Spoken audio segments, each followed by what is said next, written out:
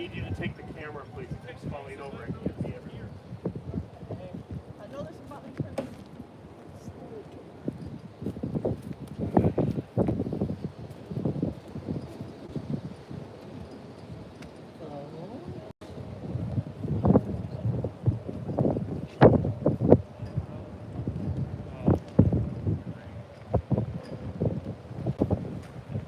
How's it going?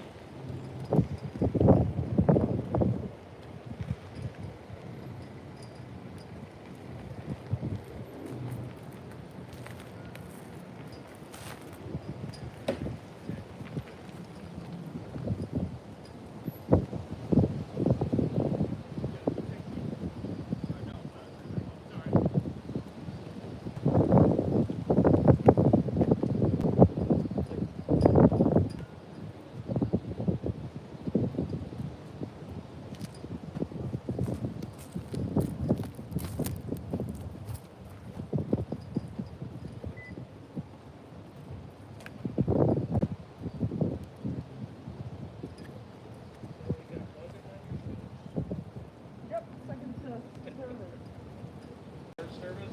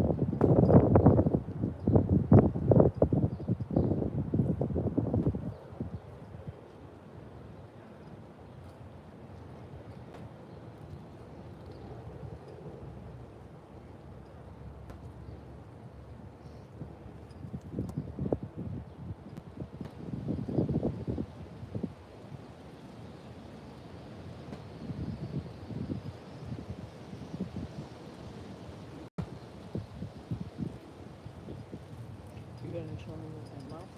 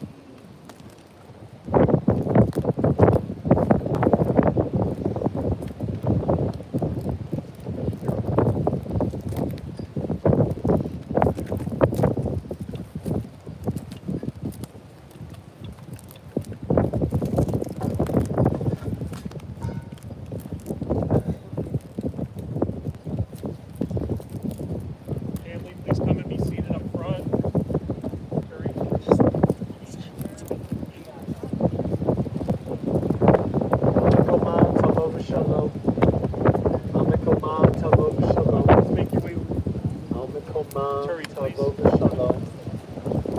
On her place as Eleanor Reiter, Sarah Esther, Bar Elchanan Hakos, Chai Rachel Halevi, come in peace.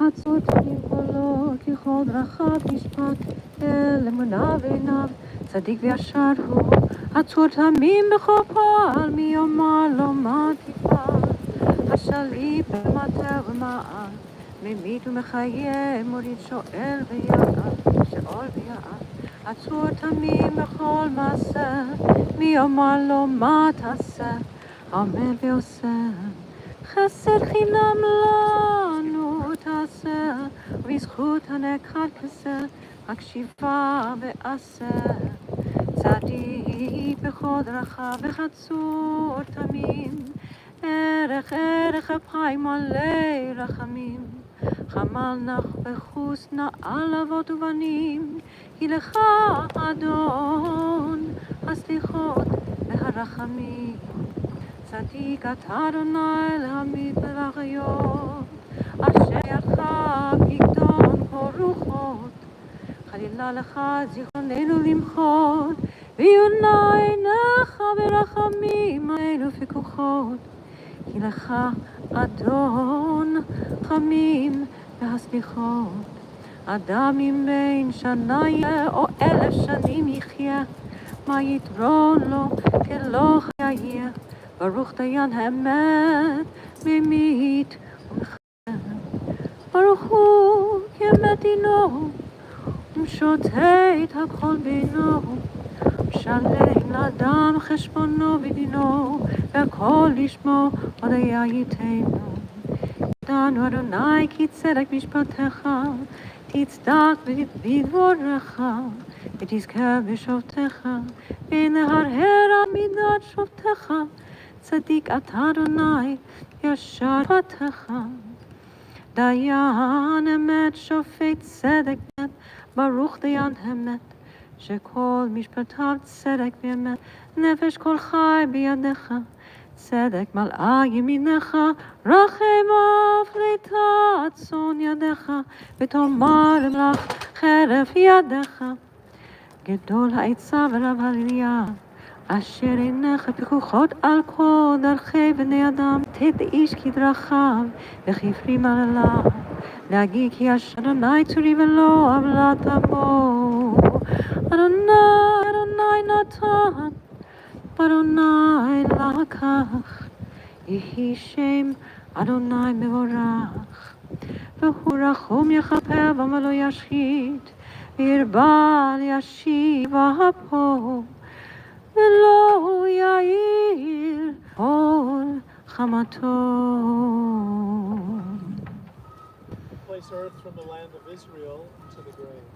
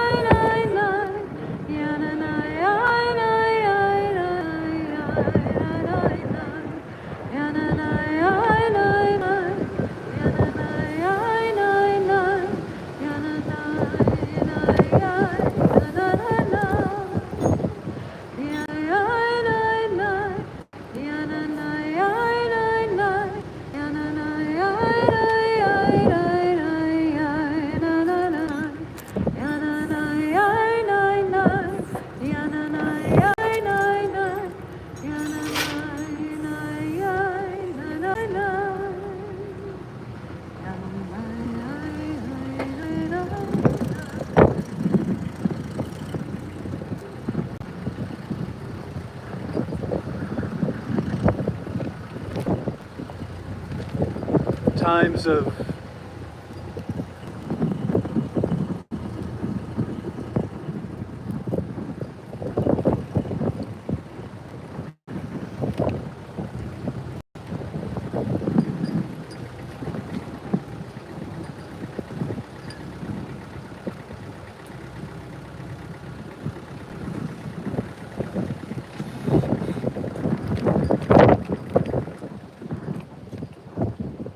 in times of joy and in times of sadness, our people has always looked to the book of Psalms for inspiration and for solace. We look to the 23rd Psalm. Mizmor LeDavid Adonai ro'i lo echsar. Binot deshi arbitseni al mei menuchot yenahaleni. Nafshi yeshoveh v'yancheni b'magle tzedek lema'an shemo. Gam ki elech b'geit salmavet. Lo irara ki ata imadi. Shiftecha u'mishantecha. Heim yanachamuni. Taroch lefanai shulchan neged sorarai. Tishanta v'shemen roshi kasir vaya. Achtov v'chesed yirdafuni kol yemei chayai. V'shavti b'veit Adonai la'orech yamim. For those who have a booklet, you may join me as we read the 23rd Psalm together.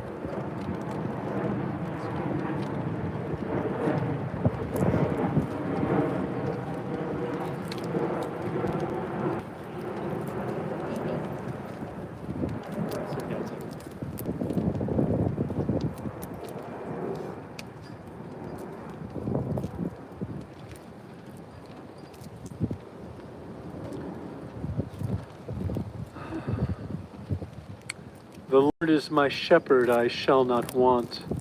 He maketh me to lie down in green pastures. He leadeth me beside the still waters. He restoreth my soul. He guideth me in straight paths for his name's sake. Yea, though I walk through the valley of the shadow of death, I will fear no evil, for thou art with me. Thy rod and thy staff, they comfort me. Thou preparest a table before me in the presence of mine enemies. Thou hast anointed my head with oil, and my cup overflows. Surely goodness and mercy shall follow me all the days of my life, and I shall dwell in the house of the Lord forever.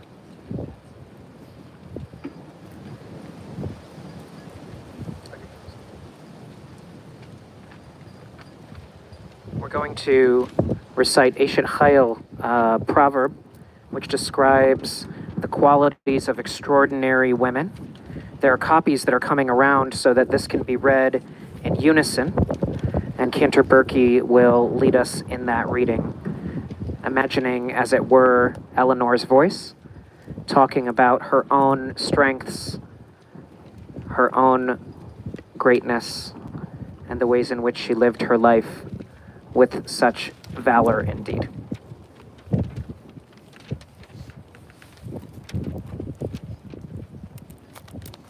Please join me. A woman of valor, who can find her? She is more precious than jewels. Her husband places his trust in her and profits only thereby. She brings him good, not harm, all days of her life. She seeks out wool and flax and cheerfully does the work of her hands. She is like the trading ships, bringing food from afar. She gets up while it is still night to provide food for her household and a fair share for her staff. She considers a field and purchases it, and plants a vineyard with the fruit of her labors. She invests herself with strength and makes her arms powerful. She senses her trade is profitable. Her light does not go out at night. She stretches out her hands to the distaff, and her palms hold the spindle. She opens her hands to the poor and reaches out her hands to the needy. She has no fear of the snow for her household, for all her household is dressed in fine clothing. She makes her own bedspreads. Her clothing is of fine linen and luxurious cloth. Her husband is known at the gates, where he sits with the elders of the land. She makes and sells linens. She supplies the merchants with sashes. She is robed in strength, and she smiles at the future. She opens her mouth with wisdom, and a lesson of kindness is on her tongue. She looks after the conduct of her household and never tastes the bread of laziness. Her children rise up and make her happy. Her husband praises her. Many women have excelled, but you exceed them all. Grace is elusive and beauty is, but a woman who fears God, she shall be praised. Give her for the fruit of her labors, and let her achievements praise her at the gates.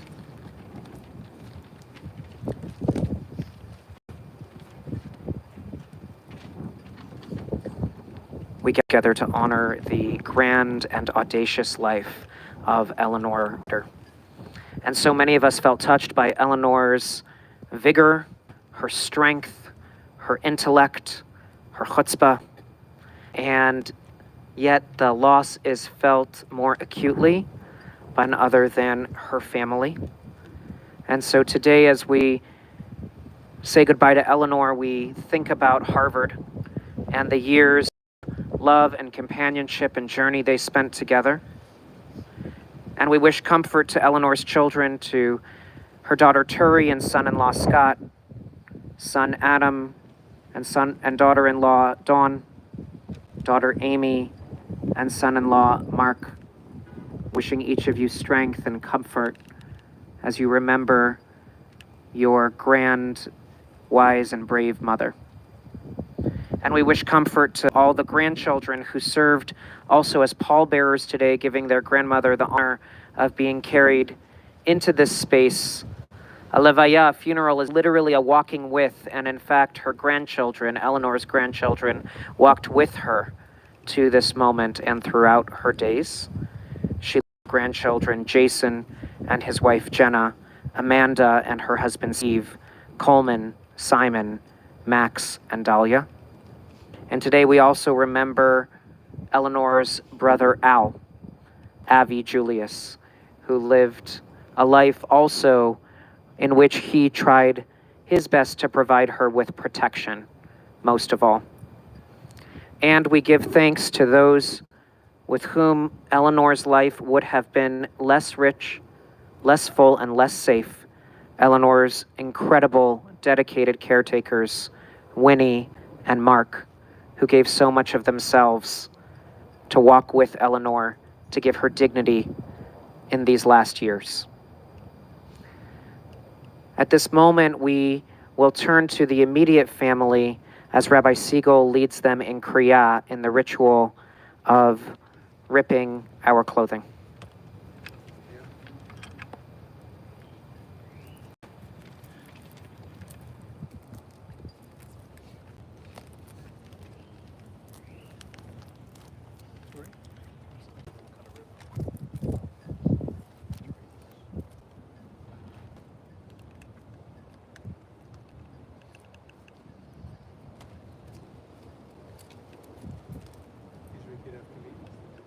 Baruch atah Adonai, Eloheinu melech ha'olam. Praise to you, Lord our God, ruler of the universe, the righteous judge.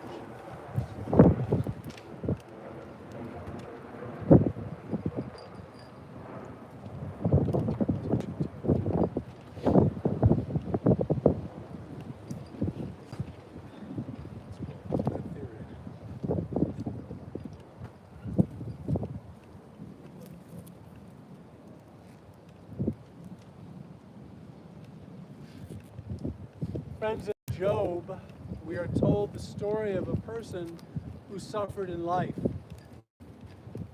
And there were those who came to Job and said, life is not worth living. It is darkness without light. Job responded much the way I believe Eleanor would have responded and said, should I only take the good without the more challenging? And then Job said these words, which I'm going to ask everyone to please repeat after me. Adonai Natan, Adonai Natan, Adonai Lakach, Adonai Lakach, Yehi Shem, Yehi Shem, Adonai Mevorach. Adonai Mevorach. God is given, God is given. God is taken away. God is taken away. Praise be the name of the Lord. Praise be the name of the Lord.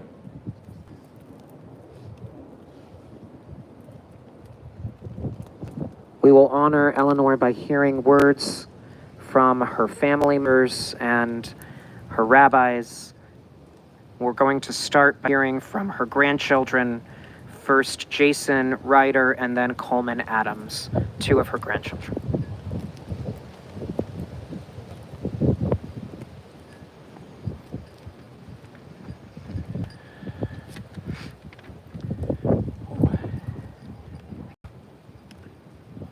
Yard.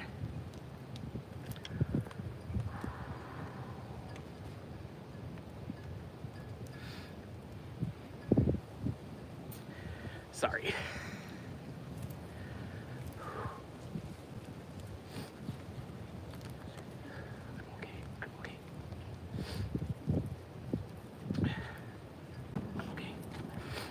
I'm okay.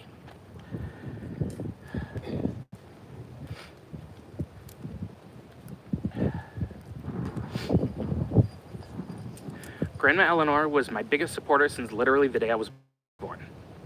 She was in Great Britain when she found out I had arrived, a local pub and a cheers to Jason Alexander to welcome me into the world.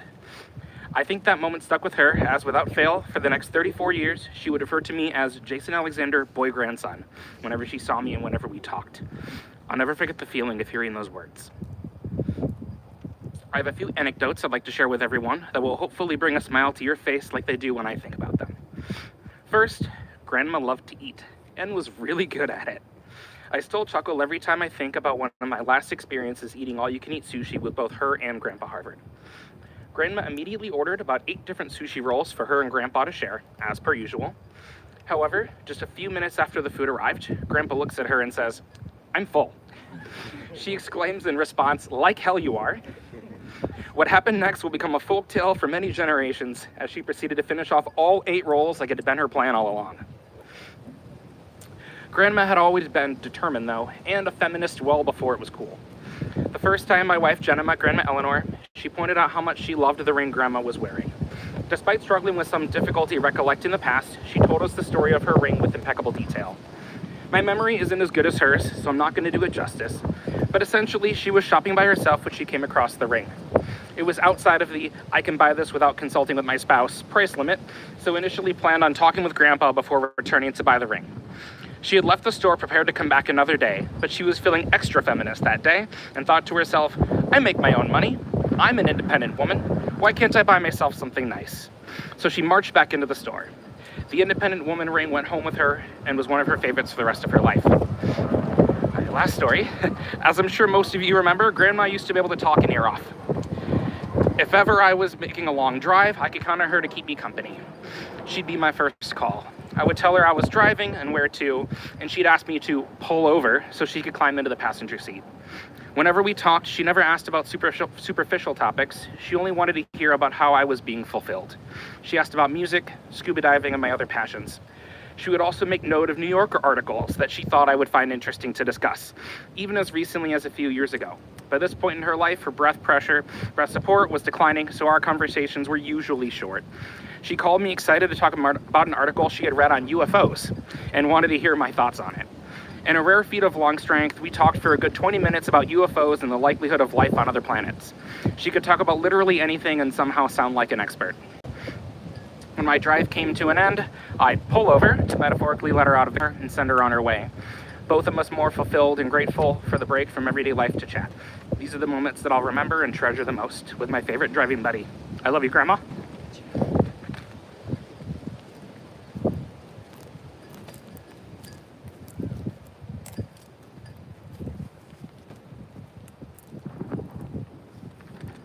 I'll say before I start, you'll hear the similarities of our memories of our grandmother, which I think speaks to her, to the impact that she had on her grandchildren.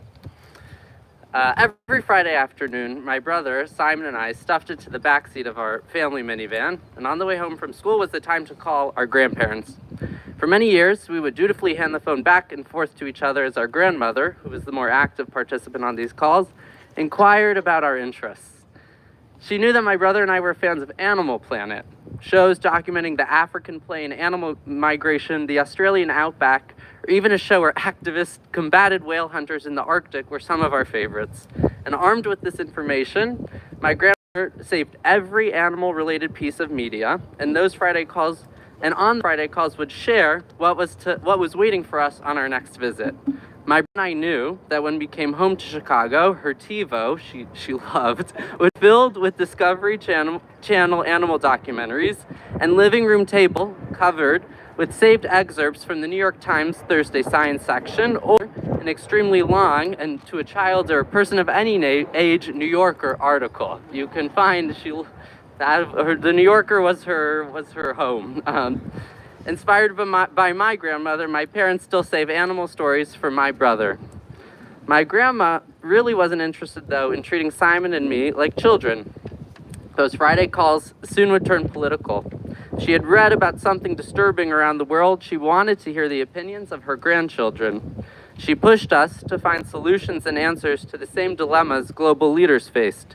And it always puzzled me why my grandma was so keen to hear my thoughts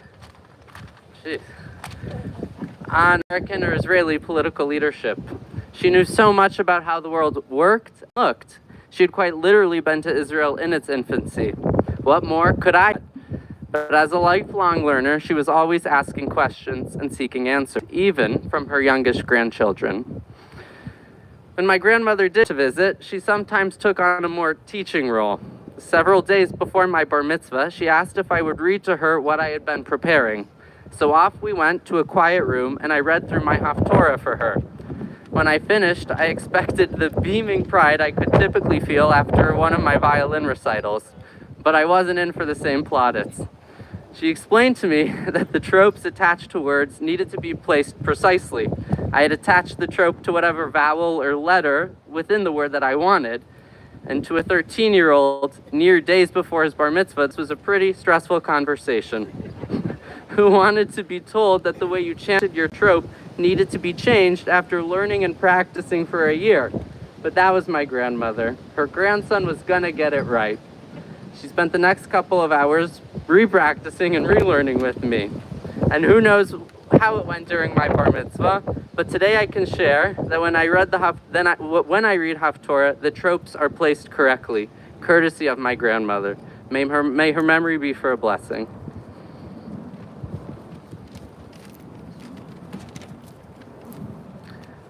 We'll hear from Eleanor's son, Adam.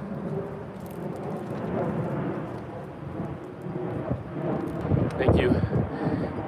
The first thing I'd like to mention that I don't have written down, and mine are just some bullet points, so you'll hear some words, they'll be off the cuff. It's the way I used to communicate with my mother. The first thing is that I think that she would have approved for me not ruining a perfectly good tie.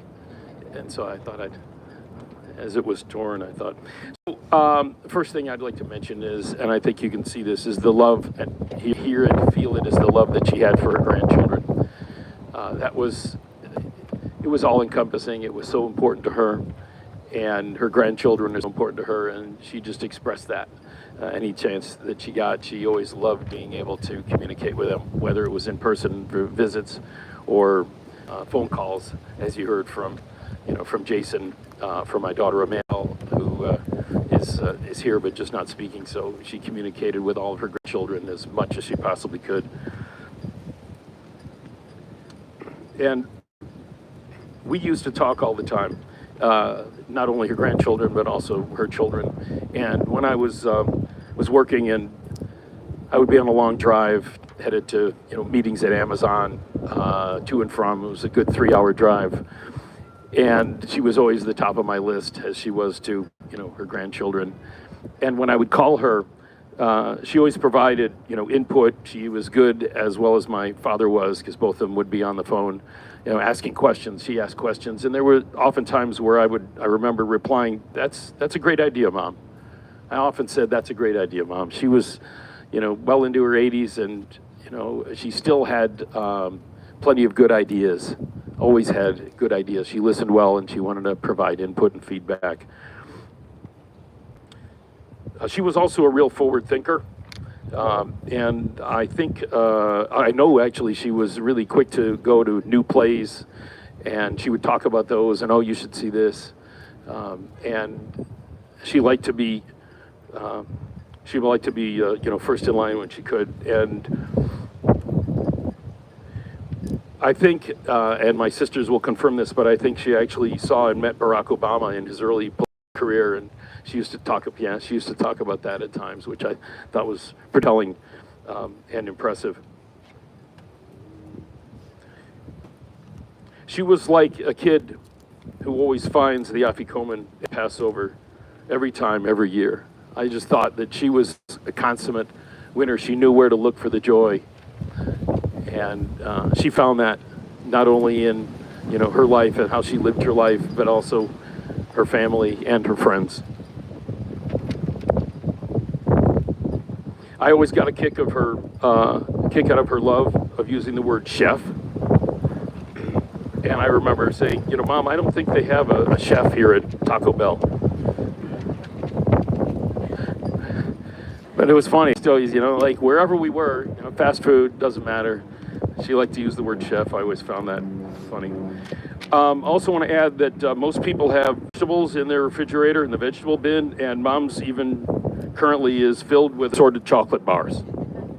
She does have chocolate bars. Always loved nice, good piece of chocolate to the very end, chocolate. And we will distribute those chocolate bars. We probably have enough in the refrigerator for everybody.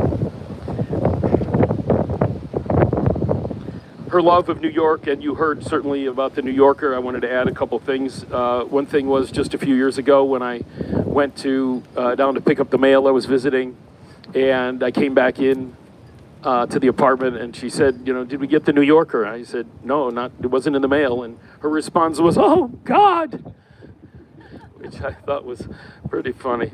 Also, she always had one in her bag or rolled up in her little hand. I think she probably brought one to the movies. Mom, it's going to be dark in here. Well, you never know. Probably had one at my wedding.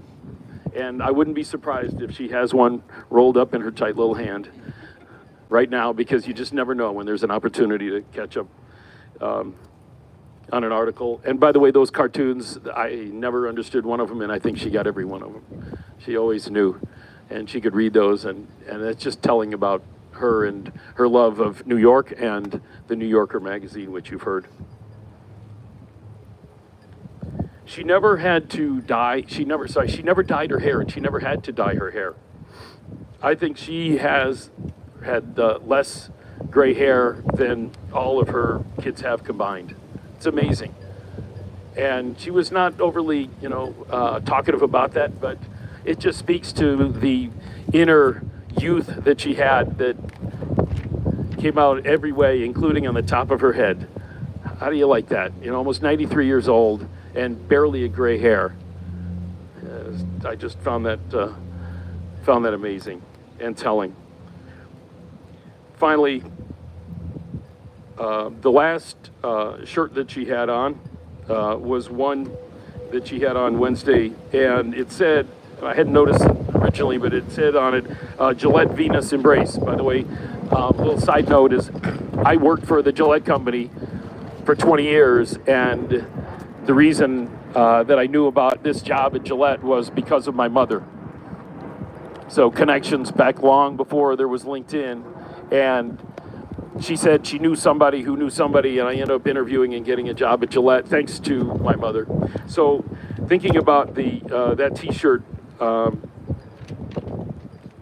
those, Gillette, thanks, Mom, and Venus, of course, I believe the goddess of love. There you go. She was such a loving person and our goddess of love. Embrace, again, Gillette Venus Embrace. We all will miss her. We love her, and give her a warm embrace when we saw her to this very day, and in the future, she will remain in our thoughts, in our hearts. A few weeks shy of 93 years old. A few weeks, she almost made it to 93. That's pretty impressive. I think I'd like to see 93 and above, so we will miss her. We love her. We honor her. And I appreciate everybody being here. Thank you.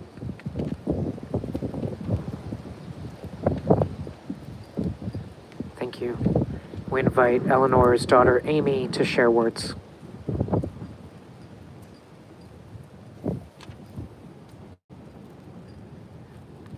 Sorry, I was fact-checking something.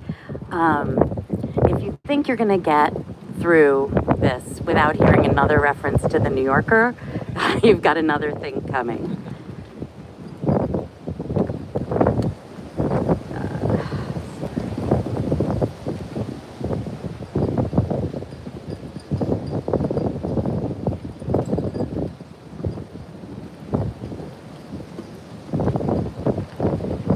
My mom wrote her own epitaph. Waving away bromides like beloved wife and mother with distaste, "It's not who I am," she said. She distilled her essence down to 2 words: loved learning. That's who my mom was. That's what she did. For Eleanor Reiter, née Julius, to learn was to live, and to live was to learn. She had an insatiable appetite for knowledge, for adventure, for literature, for culture, for everything there was to experience anywhere she found herself.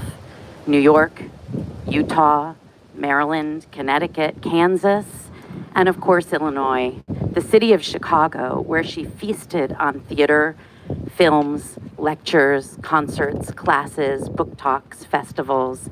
She sought it all out and soaked it all in.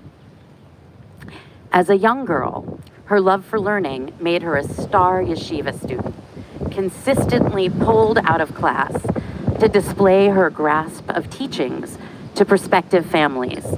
It compelled her to sit beside her father or even beneath the table as he taught Torah, text, and trope to bar mitzvah students and quietly absorb all that she, as a girl, was not officially welcome to learn, emerging as a formidable Talmudic scholar and fluent Hebrew speaker.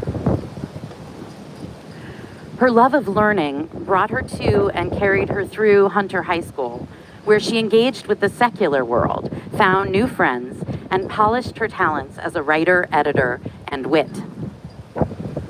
It drove her to study at Queens College, where she met a tall, handsome Harvard writer, and from which she graduated Phi Beta Kappa, and concurrently the Jewish Theological Seminary. At JTS, and then later as a graduate student at Yale, she blazed trails as a female student among male peers. In retirement, after a career first in Jewish education and then in corporate sales training, she returned to the classroom, impressing her fellow students at what was then called the Institute for Learning in Retirement. I couldn't walk with her through the lobby of her building or a Chicago theater without someone stopping to tell me how smart my mom was, how she always said the most brilliant things in class. Even in her final years, she was committed to attending her chazakses with Rabbi Siegel on Zoom. She never stopped learning. I could tell you a lot of things about my mom. She was, in fact, a beloved wife and mother, and grandmother, too. She was a teacher, a punster, a generous hugger, a person who wrote the most impressive poems on birthday cards. She took me to the theater at a very young age. We, just the 2 of us, subscribed to the North Light Theater when it was still staging plays in the auditorium of a vacant school. I played hopscotch on the playground during intermission and sat in a matinee audience of 70-somethings. She always reached for my hand at curtain time.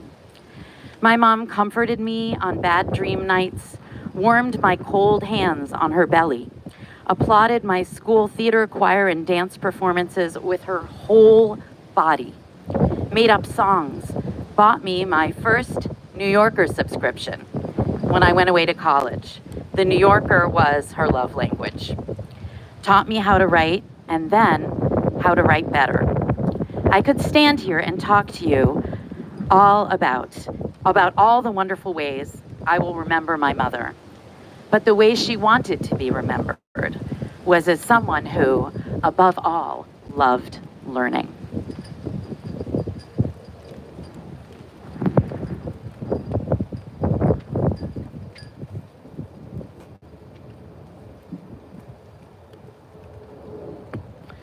thank you everyone for sharing such beautiful memories.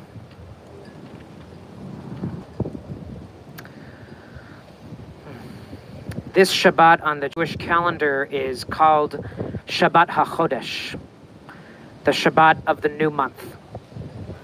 This is the Shabbat when we recognize that Nisan is upon us.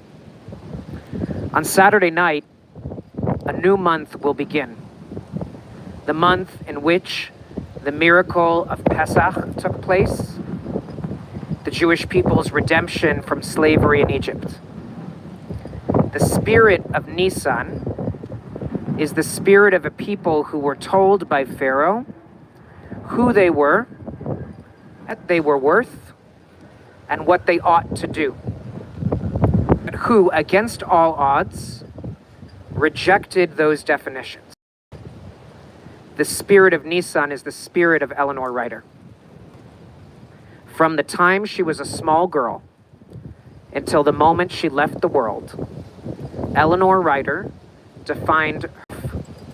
carved her own path, and chose the freedom to create her own destiny. Eleanor was born in Brighton Beach, the daughter of Rose Ryback Julius and Henry Julius. Eleanor was shaped by the places she lived and the family that surrounded her. Her father was the ritual director of his synagogue. Her mother was an innovative business owner who ran a wedding chapel and catering business for soldiers going to war. Her aunts and uncles were a huge influence in Eleanor's life. Avi, her brother, was protective of her as a child. He had her back. And while all those people and places influenced Eleanor, she was always her own person. When Eleanor's family moved to the Upper West Side, she tested in Hunter High School. This was a profound experience for her. Eleanor began to see not who she was expected to become, but who she could become. She was 2 years younger than her classmates because she was skipped ahead due to her innate academic prowess. And yet, Eleanor stood on her own. When Eleanor was 16, that spirit of Nisan began to shine even brighter. Eleanor chose to attend Queen's College. She chose an adventure, to be surrounded by the greatest scholars she could find herself in the company of. She studied English literature, took elocution lessons to shed the Brooklyn accent, and kept climbing an intellectual ladder towards becoming the woman she wanted to be. Never mind what society had to say. Moreover, Eleanor exhibited a courage that is truly unfathomable. She chose to study at the Jewish Theological Seminary despite the vocal protestations of her rabbi and her Orthodox community. She was told where she shouldn't study, what she shouldn't do, and which books she shouldn't learn. The spirit of Nisan was in Eleanor. She crossed her own sea and carved her own destiny. During her time at Queen's, Eleanor met Harvard. Harvard was an orphan and of modest means, hardly the eligible bachelor that would fulfill the family's dreams of upward mobility. The world, and in truth, even the family, conspired to keep Eleanor and Harvard apart. And yet, Eleanor wasn't limited by others' visions. She knew Harvard was the one for her. Of Harvard, she said simply and clearly, "This one I keep." After college, Eleanor went off to live in Israel, where she taught English while living on a kibbutz.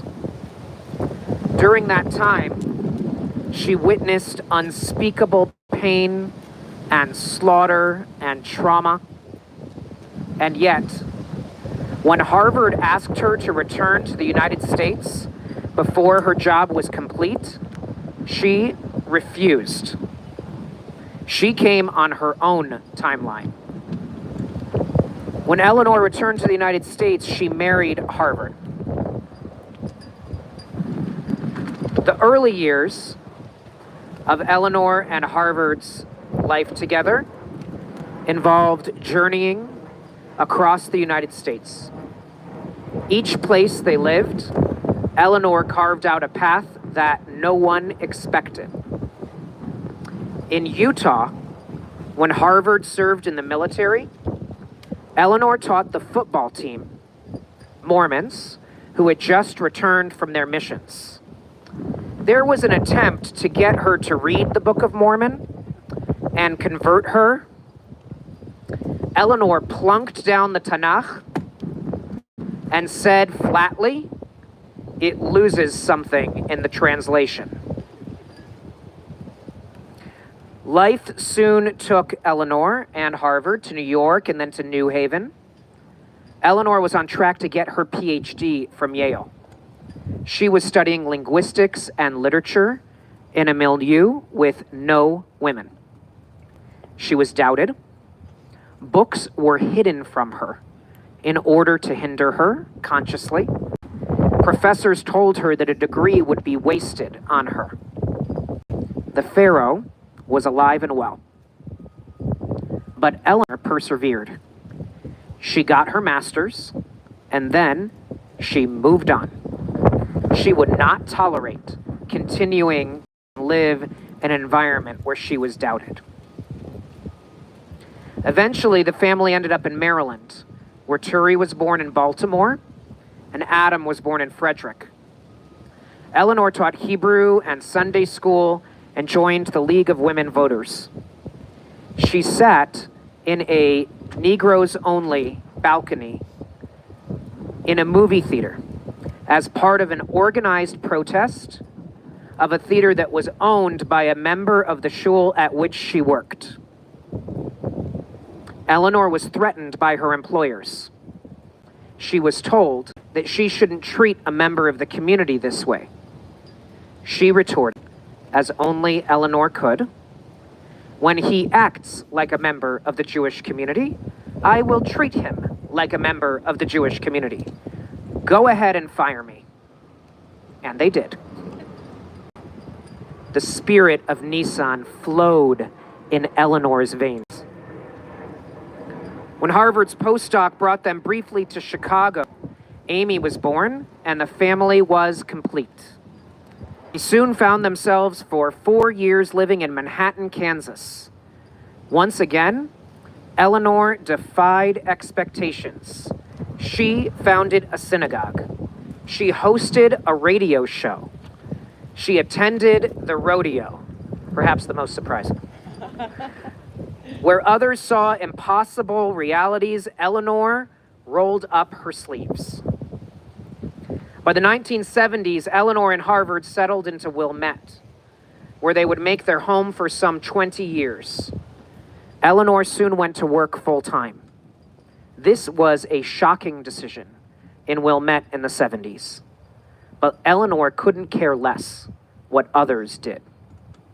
Eleanor became the adult education director at the Meyer Kaplan JCC.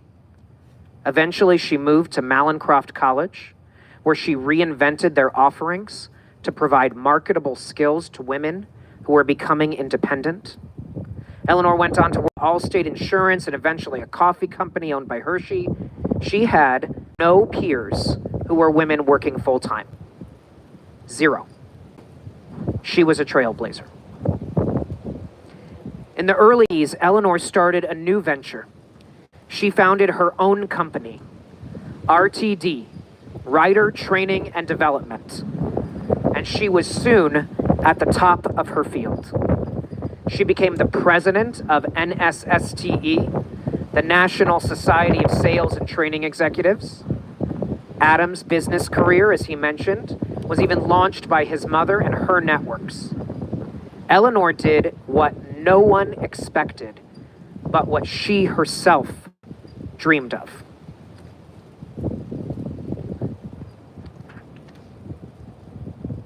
In the 90s, Eleanor and Harvard retired to the city of Chicago. She continued teaching and studying with every chance she got. She made new friends, filled her home with classical music and NPR WBEZ, committed herself to the New Yorker as if it were a religion that's 5 for 5, and to theater and classes and synagogue. The world expects folks in retirement to slow down. But Eleanor never gave a hoot what the world thought. She kept up a warmed pace of life.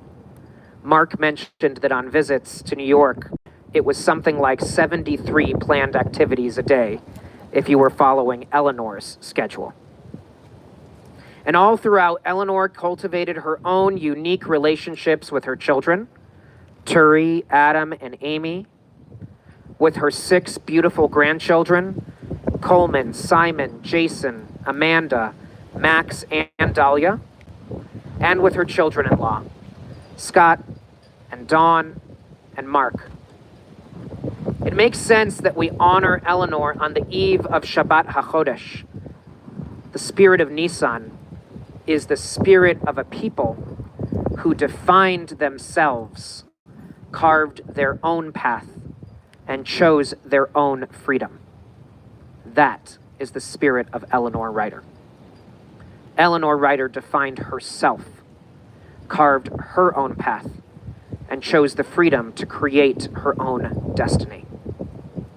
May Eleanor's spirit of holy chutzpah remain with all of us. She made the world stronger and richer and smarter and more honest. Her memory is a blessing. Zichrona livracha.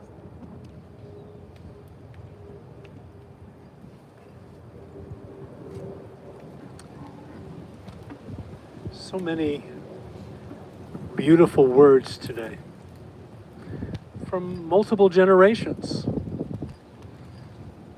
from rabbis who respected her deeply. As people were talking, I was thinking about the weather this morning. I suspect I wasn't alone in that. Thinking it's going to be miserable out here today. It's going to be raining, but the sun is out. And I choose to believe that if anyone could make the sun come out, it was Eleanor. And the wind began to pick up in here as we went through the service. And you know, in Hebrew, the word for wind is ruach, spirit. And so I choose to believe that Eleanor's spirit is very much here.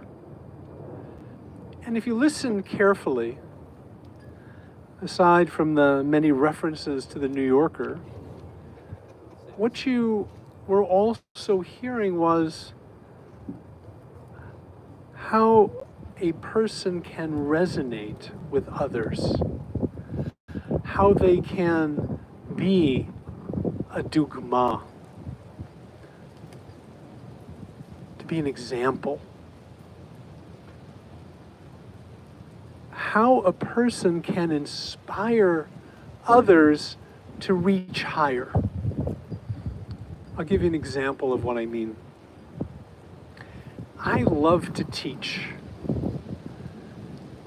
But when I had Eleanor in my class, I sat up in my chair. And when Eleanor asked a question, you could be sure that it was a very wise question. Sometimes piercing.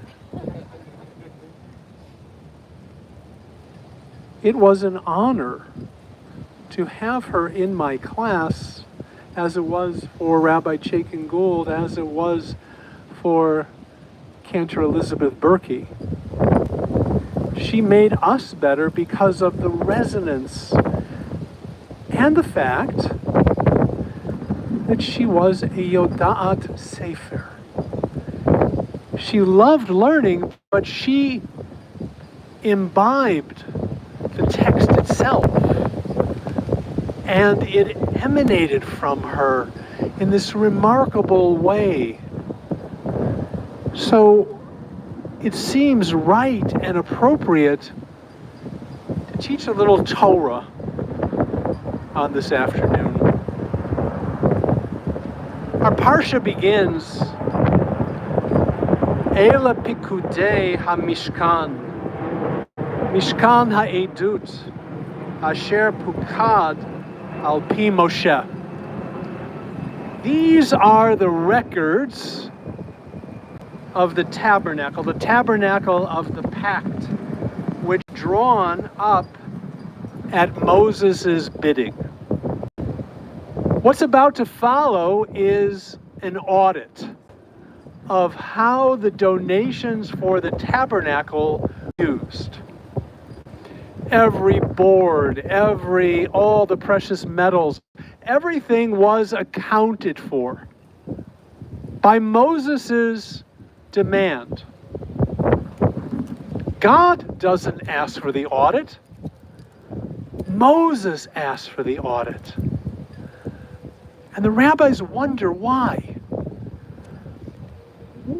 Is somebody going to question Moses? Think Moses was skimming from the top somewhere? But the rabbis go on to say that Moses was concerned as a Jewish leader that one must always be above suspicion.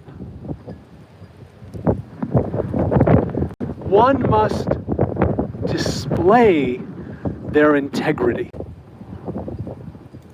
And the resonance of that lesson affected Jewish leaders in the generations. So for instance, if you were a Kohen and your job was to oversee the incense, your wife wasn't allowed to wear perfume, lest someone think that the priest took home some of the incense and made it into perfume. If you were a collector of tzedakah, you weren't allowed to go by yourself, and you weren't allowed to have pockets on your clothing, lest someone would wonder. This was the resonance of Moshe Rabbeinu. And I would suggest to you that Eleanor affected people the same way. Because if there is a word that I would attach to Eleanor, it was integrity. She said what she meant, and she meant what she said. She listened to you when you spoke. She took your words seriously, and she demanded that you take her seriously.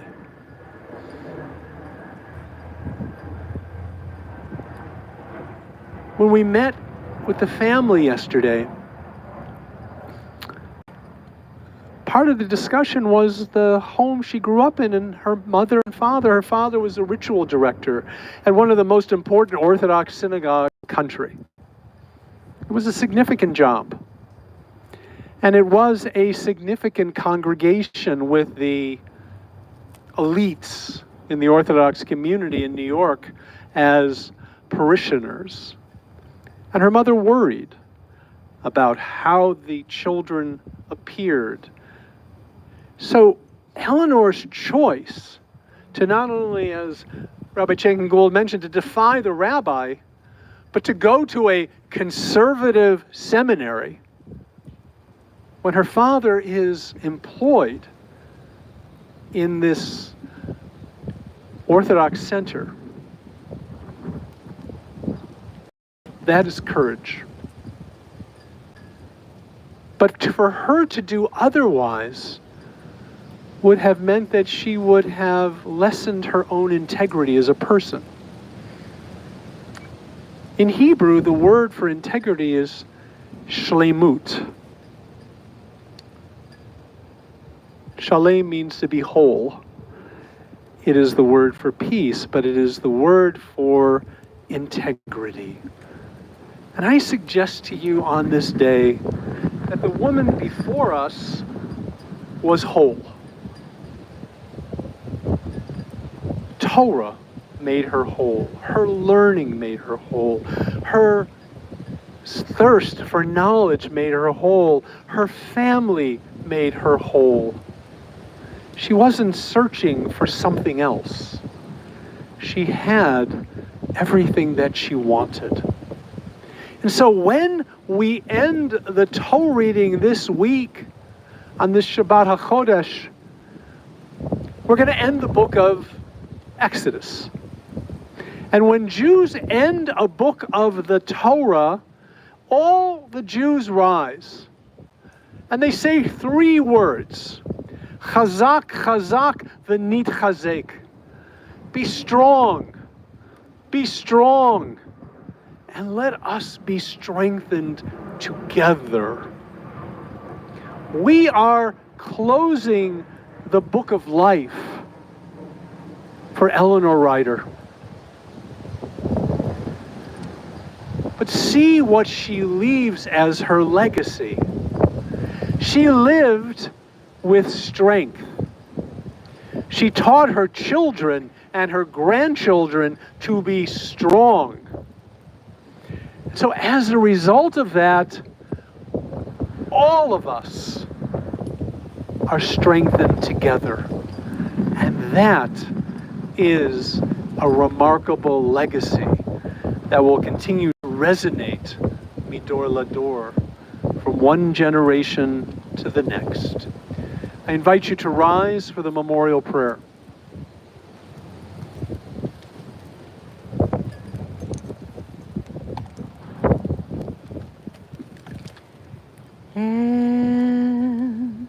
מלא רחמים, שוכן במרומים.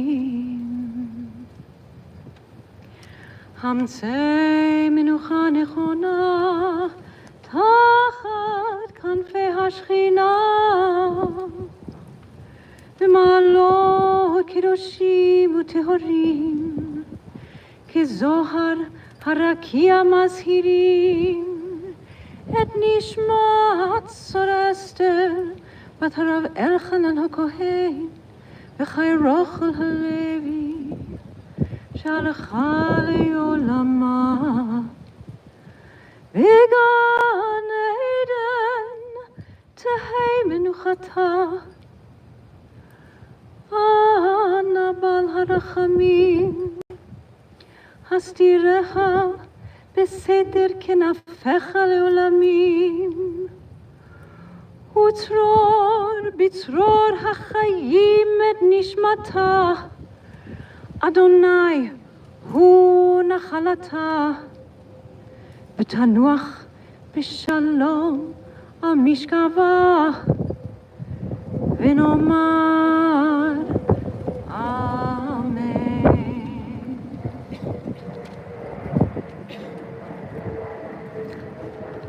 In your pamphlets, you can find the words of El Malei Rachamim in the English on the left hand inside. Compassionate God, please join me. Compassionate God, eternal spirit of the universe, grant perfect rest in your sheltering presence to Eleanor Reiter, who has entered eternity. O God of mercy, let her find refuge in your eternal presence, and let her soul be bound up in the bond of everlasting life. God is her inheritance. May she rest in peace, and let us say, Amen. We remain standing on the back of the handout. We find the mourner's Kaddish, and here we join our voices with those of the mourners, with Turi and with Adam and with Amy, in proclaiming these words that don't mention death, but only find a way to continue to praise God, because the reality is We got 92 years of Eleanor. Thank you, God. Yit gadal v'yit kadash shemei rabba. Be'alma divra kirte v'yamlich malchute. Bechayechon uv'yovechon uv'chaye dechol beit Yisrael. Ba'gala uv'izman kariv v'imru amen. Yehei shmei rabba mevarach le'olam omei omaya. Yitbarach v'yishtabach v'yitpa'ar v'yitromam v'yitnaseh. Vitadar vitale vitalal shemei dekudsha brichu. Le'ela min kol birchata v'shirata. Tush bechata v'nechemata. Da'amiran be'alma v'imru amen. Yehei shlama rabba min shemaya. V'chayim aleinu ve'al kol Yisrael v'imru amen. Oseh shalom b'imromav. Huya aseh shalom aleinu ve'al kol Yisrael v'imru amen. You may be seated. We turn now to what our tradition calls chesed shel emet, the greatest act of kindness, which is to participate in a burial. This is the truest kind of kindness because it's one where we do for someone else what she can no longer do for us, selflessly. And so we see that Eleanor is buried by those she loved rather than strangers. In a moment, starting with the immediate family and then everyone who's here, will be invited to place 3 shovels full of earth into Eleanor's grave. The tradition is to do the first shovel backwards, awkwardly, showing our hesitation at being here in this moment, and the next 2 shovels forward, the normative way. The tradition is then to place the shovel back in the mound of earth rather than handing it to the person behind you, so that we can each do our own mitzvah of helping to place earth. After each person has taken their opportunity, we'll then invite those who feel able to come and help us to complete filling the grave with the remainder of the earth that's here. And when the grave is complete, we will regather to offer comfort to the mourners. So we'll start by offering Eleanor's children, grandchildren, children-in-law to come forward to begin the process.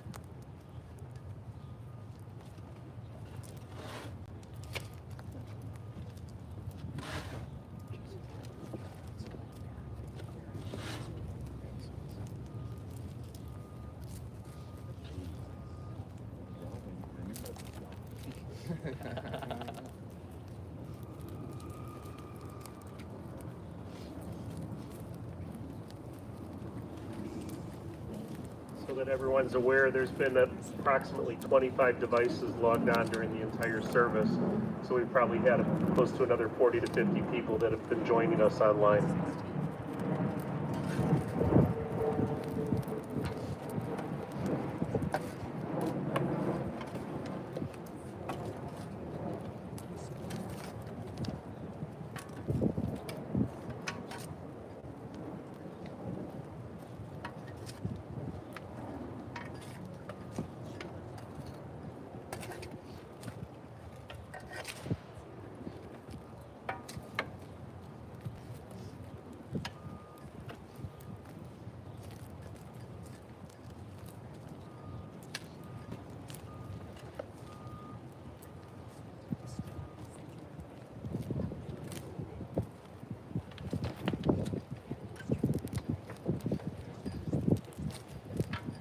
Bottles of water available here on the front seat. Please help yourself.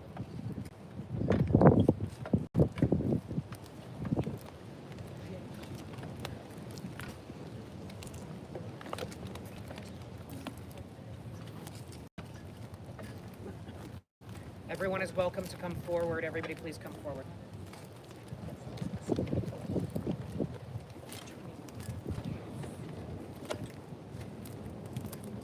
Spoke beautifully.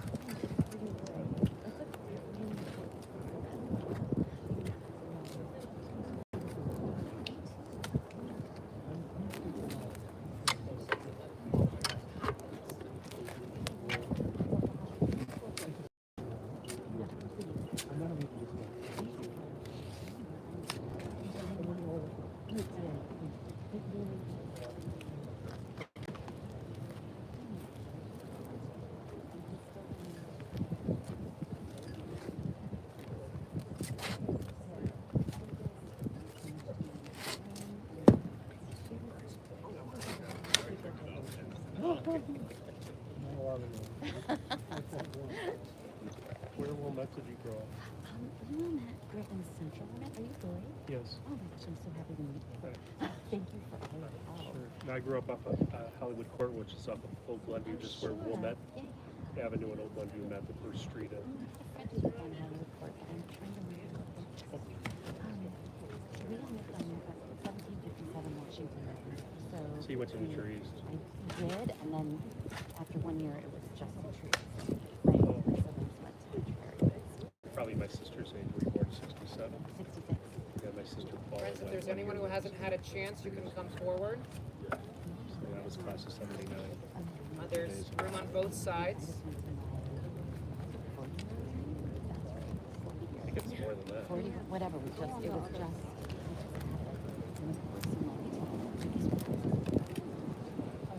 Yeah, there's a couple people. Is this your family? Well, my family's been in business since 1906, but I sold away and started my own in 1989, and I sold in 99.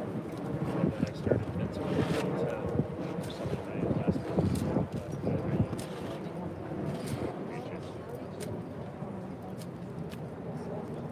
Sure, but I got like a letter of support for her. She went to that for being the synagogue lead, because the synagogue never really what their traditional providers of their funeral home. Just my prices are no. I mean, I do funerals, and then all the others are like 20,000, 2,500 more or less. So it's like, I don't understand. I can show you a letter for that for the synagogue. I agree.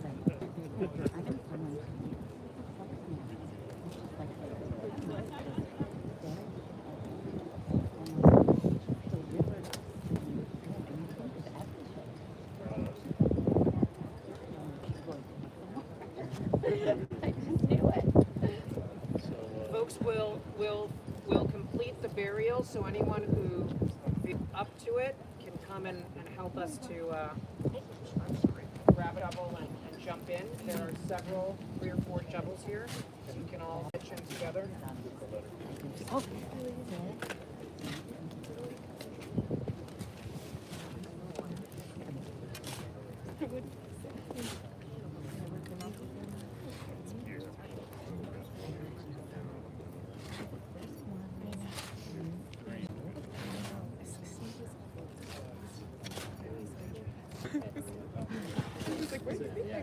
That's you.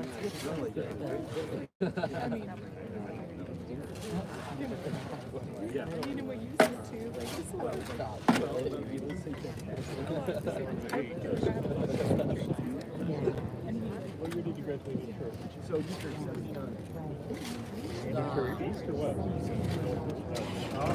I brought that up.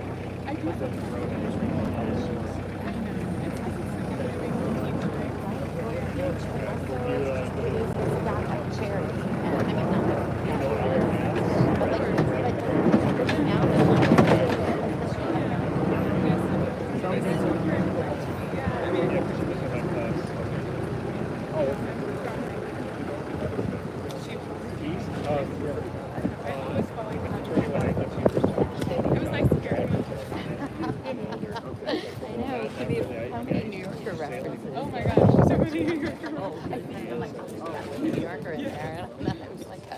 Maybe I didn't need it. It was great. I actually have a choice. I did, you know. But I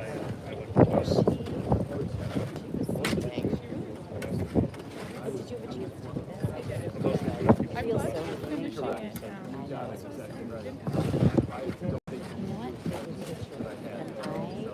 so I don't remember. I don't remember what happened.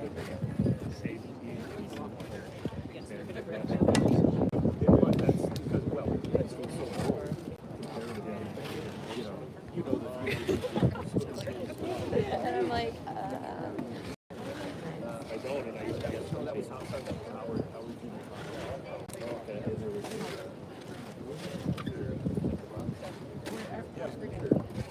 So definitely like family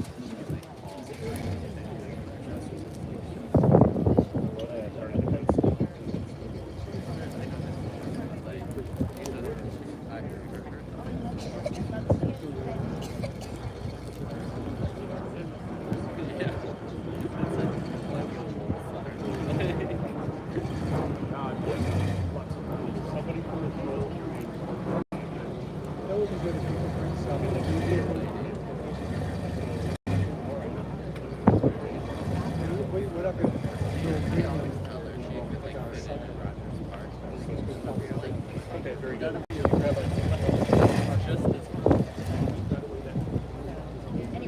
Yeah, you can just give it to you. Here's how that everything other, I mean, you'll have to get the stones. Yeah. I think you actually have to do this with, Yeah. so it's just that.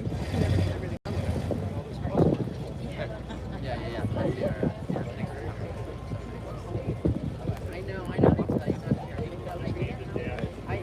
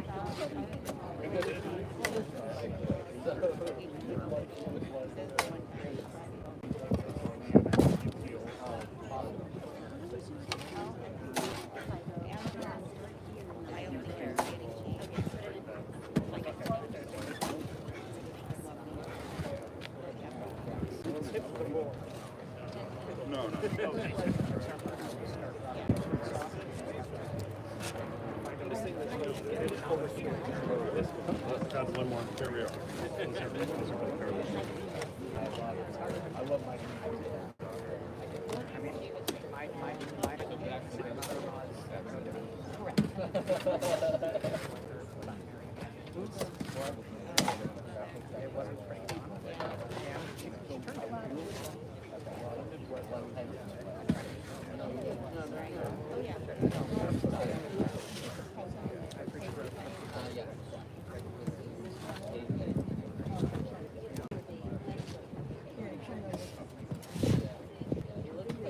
Okay, guys, if we want to back away, then they'll put the ranger down for us.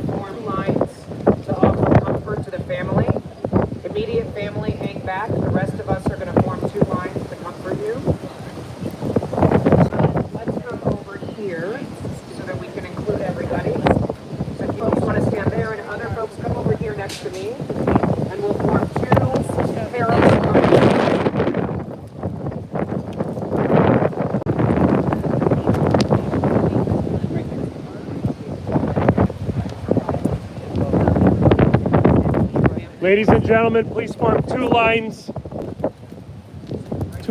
going out to the street.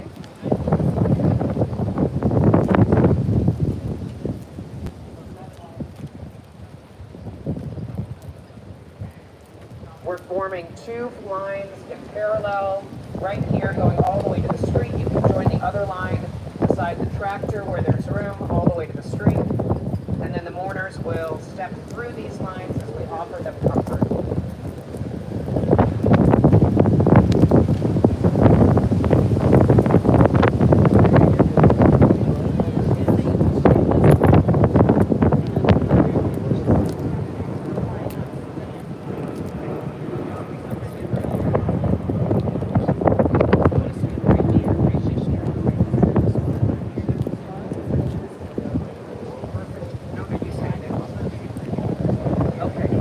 As the mourners come through the lines, our two shirot, our tradition offers us the words to say, even when we're not sure what to say.